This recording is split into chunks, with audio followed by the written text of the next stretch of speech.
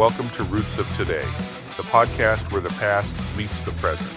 With every episode, we journey through time, uncovering the lessons, parallels, and connections between historical milestones and current events to create a deeper understanding of the compelling stories and issues that shape the news. In early September 2025, President Donald Trump announced that he would deploy federal troops into several major U.S. cities to quell unrest, even if governors objected. The announcement immediately set off a wave of debate.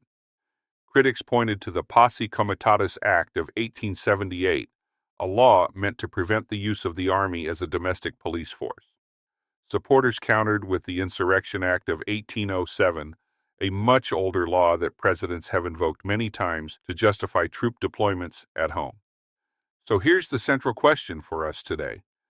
Is Trump doing something unprecedented, or is he following a long, if uneasy, American tradition of presidents sending troops into the streets? To answer that, we need to dig into history, because the truth is, America has been fighting over the role of the military in domestic life since George Washington marched troops out to suppress the Whiskey Rebellion. As always, this is Alan, your host, reminding you to grab your coffee, tea, or whatever beverage you prefer as we tackle the subject at hand and show how Trump's use of military force inside our own borders is not as unheard of as most people believe. Why did Congress pass the Posse Comitatus Act in 1878? How did presidents use troops before the act became federal law? What were some examples of domestic military deployments made after it? What is the Insurrection Act, and how does it fit into the discussion? And finally, we'll delve into why Trump's order today is both familiar and uniquely controversial. After the Civil War, the South was a defeated region under military occupation. Federal troops remained to enforce Reconstruction, safeguard elections, and protect emancipated slaves from violence. To white Southerners, this was humiliation. They saw federal soldiers as an alien force propping up what they called radical governments. To former slaves, the troops were often the only protection against violent groups like the Ku Klux Klan. By the mid-1870s, political will in the North collapsed. The disputed election of 1876 led to the Compromise of 1877, and federal troops were withdrawn. Reconstruction was abandoned, and the South slipped into decades of Jim Crow. The very next year, Congress passed the Posse Comitatus Act of 1878. It prohibited the use of the Army, later extended to the Air Force, in domestic law enforcement, unless specifically authorized by Congress or the Constitution. The phrase Posse Comitatus comes from Latin, meaning power of the county. Traditionally, a sheriff could summon able-bodied men to help keep order. Congress now drew a sharp line. The federal military was not the sheriff's posse. But what did it mean? Historians disagree. Some, like legal scholar William C. Banks, professor emeritus at Syracuse University, argue the act was about civil liberties and taking a principled stand against military intrusion into civilian life. Others, like historian Eric Foner, professor emeritus of history at Columbia University, emphasize the political reality. It was part of the bargain to end Reconstruction. In practice, the act limited federal power and gave Southern states free rein to impose white supremacist rule. Regardless, from the very start, Posse Comitatus was less about a clear principle and more about a compromise, an uneasy truce between liberty, federal authority, and state autonomy. To understand why the act was passed, we need to remember how often presidents had already used troops at home. Here are some notable examples. The Whiskey Rebellion of 1794 was one of the first major tests of federal authority under the new United States Constitution. It began in western Pennsylvania, where small farmers relied heavily on distilling surplus grain into whiskey.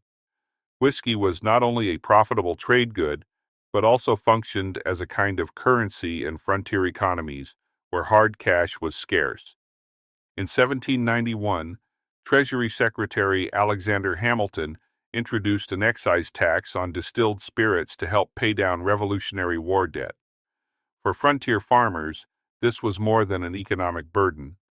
It felt like an unfair policy crafted by Eastern elites at the expense of rural communities. Resistance quickly spread, with farmers harassing tax collectors, intimidating officials, and refusing to comply. By 1794, tensions erupted into open defiance. Rebels gathered in armed bands, attacked the home of a tax inspector, and threatened wider insurrection. President George Washington, determined to assert federal authority, called up a militia force of nearly 13,000 men from several states. Washington personally rode at the head of the troops for part of the march, the only sitting president to do so, before handing command to General Henry Light Horse Harry Lee. When the militia arrived in western Pennsylvania, the rebellion collapsed with little bloodshed. Most rebels fled or submitted. Only a handful were arrested, and Washington later pardoned them. The Whiskey Rebellion demonstrated that the new federal government had both the will and the means to enforce its laws. To Hamilton, it proved the strength of centralized authority. To many farmers, it confirmed that the government favored the wealthy over ordinary citizens. In either case, it set a precedent. Dissent was tolerated, but armed resistance to federal law would not be. Washington made his point. The United States government would enforce its laws, even with the M. After Washington marched troops against the Whiskey rebels in 1794, Congress realized something important. The Constitution said the federal government could suppress insurrections, but it never spelled out exactly how. By 1807, memories of Shays' Rebellion and the Whiskey Rebellion were still fresh, and tensions with Britain and France raised fears of unrest at home. In response, Congress passed the Insurrection Act. The law gave the president broad authority to use the armed forces inside the United States to put down rebellions, enforce federal law, or protect citizens when states failed to do so. In short, it gave presidents a legal on-ramp to bring in the military domestically. Support came from both sides of the political aisle. Jeffersonian Republicans didn't like standing armies, but they feared that without quick executive power, the young republic could collapse if states lost control. Federalists supported it too, because it centralized authority in the executive branch. Presidents drew on the act repeatedly. Andrew Jackson threatened to use it in 1833 during the nullification crisis in South Carolina. Lincoln leaned on it in the Civil War. Later presidents would invoke it in labor strikes, civil rights clashes, and riots. And crucially, it's still on the books. It's the law Trump points to in 2025 as his authority to override governors and send troops into American cities. The Dorr Rebellion was a political uprising in Rhode Island between 1841 and 1842, sparked by demands for broader voting rights. At the time, Rhode Island still operated under its 1663 colonial charter, which restricted suffrage to property-owning white men. By the 1840s, this meant that nearly 60% of the state's free white male population, including many industrial workers and immigrants, had no vote. In response, reformers led by Thomas Wilson Dorr, a Harvard-educated lawyer, organized a People's Convention and drafted a new state constitution extending suffrage to all white men. This rival document was ratified in an extra-legal referendum, and in 1842, Dorr was declared governor by his supporters. The existing charter government, led by Governor Samuel King, refused to yield power. Both sides mobilized militias, and in May 1842, Dorr's forces made a failed attempt to seize a state arsenal. President John Tyler considered invoking federal power but ultimately held back, allowing Rhode Island authorities to suppress the movement. The rebellion collapsed, but its pressure forced reform. In 1843, Rhode Island adopted a new constitution that expanded voting rights, though it still excluded black men until later amendments. But the use of troop went beyond quelling local rebellions. In the antebellum era, federal troops and marshals sometimes enforced the Fugitive Slave Acts, returning escaped enslaved people to bondage. This angered many Northerners. Federal force wasn't just theoretical, it was used in city streets to uphold slavery. For abolitionists, it was a moral outrage. For Southerners, It was proof that federal power should protect property rights and human beings. Of course, the Civil War itself was the ultimate use of military power at home. Abraham Lincoln suspended habeas corpus, used troops domestically, and reshaped the balance between civil and military authority. And then, there was New York City in 1863, after the Union government imposed the first military draft during the Civil War. Working-class New Yorkers, many of them Irish immigrants, resented a system that allowed wealthier men to pay $300 to avoid service. They feared both forced conscription and the competition of freed black labor, whom they blamed for the war. What began as resistance to the draft quickly escalated into a violent race riot. Over 4 days, mobs attacked draft offices, looted stores, and burned public buildings. The worst violence was directed against African Americans. The colored orphan asylum was burned, and black men and women were lynched in the streets. With New York police overwhelmed, President Abraham Lincoln sent in federal troops. Many just returned from the Battle of Gettysburg. Their presence and firepower eventually restored order, but not before more than 100 people had been killed. The draft riots revealed deep class and racial tensions in the Union during the Civil War. They also underscored the limits of civil policing in the face of mass unrest, demonstrating how quickly presidents turned to the military when local authorities faltered. The draft riots also revealed just how fragile the line between war and home front could be, and once again demonstrated how presidents were willing to use military force to crush unrest when civilian authorities proved overwhelmed. And after the war, the continued military presence in the South made clear just how blurred that line could be. The Posse Comitatus Act was meant to draw that line again, but, as we'll see, presidents didn't stop using troops, they just found new justifications. At the end of the 19th century, the industrialization of America presented new challenges and new situations ripe for social upheaval. The Pullman Strike of 1894 was one of the largest and most violent labor conflicts in U.S. history. It began when the Pullman Company, which manufactured luxury railroad cars in Chicago, cut workers' wages without reducing rents in the company-owned town where they lived. Striking workers, supported by Eugene Vibe Debs and the American Railway Union ARU, refused to handle Pullman cars. As the strike spread, it disrupted rail traffic and mail delivery across much of the nation. Railroads responded by hiring strikebreakers and pressuring the federal government to intervene. President Grover Cleveland, citing the need to keep the mail moving and preserve interstate commerce, ordered federal troops into Chicago, despite objections from Illinois Governor John Altgeld. The arrival of troops turned tense picket lines into violent clashes. Over 2 weeks, dozens of people were killed and thousands of dollars in property were destroyed. The strike collapsed after the courts issued injunctions against union leaders, and Debs himself was jailed. The Pullman strike highlighted the growing power of industrial corporations, the willingness of the federal government to side with management, and the limits of organized labor in the Gilded Age. It also set a precedent for presidents using federal troops against their own citizens. Each time, the justification was framed in terms of commerce, federal property, or insurrection. Each time, it blurred the line the 1878 Posse Comitatus law was meant to draw. Fast forward to the 1950s and 1960s. Presidents once again used federal troops in domestic crises, this time not against workers, but against state officials defying the Constitution.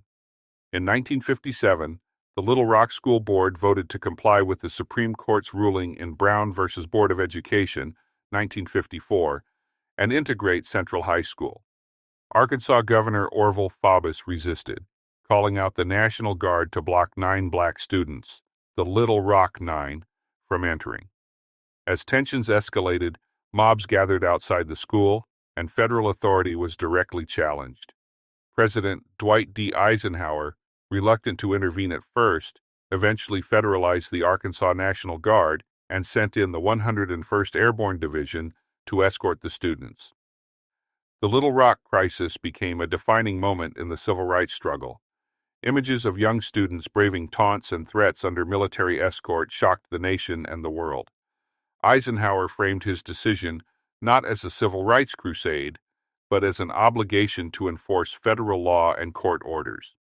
Little Rock demonstrated both the persistence of segregationist resistance and the federal government's willingness to use military power to uphold constitutional rights.